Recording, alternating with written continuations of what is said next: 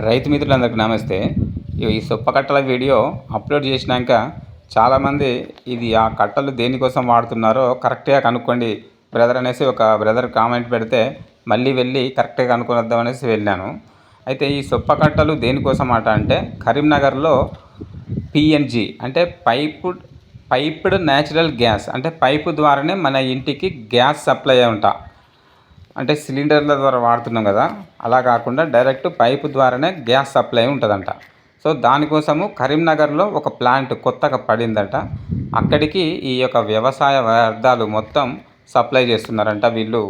అయితే ఈ రైతుకి ఏం చెల్లించట్లేదు కదా అనేసి నేను మళ్ళీ అడిగితే ఇక్కడ మీకు ఇప్పుడు ఎటువంటిది చెల్లిస్తలేము, కానీ రానున్న రోజుల్లో మాత్రం మీకు తప్పకుండా చెల్లిస్తారు. ఇక్కడ మాకు అక్కడ పంజాబ్లో అటు రాజస్థాన్ సైడు ఎకరానికి 1200 చొప్పున అంటే గవర్నమెంటే వాళ్ళకి చెల్లిస్తుందట రైతులకి.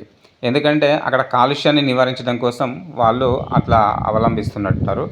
సరే, రానున్న రోజుల్లో మనకైతే ఈ మొక్కజొన్న సొప్ప, నాకు తెలిసి పత్తి కట్టె, ఇట్లాంటి ప్రతిదీ కూడా ఏది కూడా వ్యర్థం కాకుండా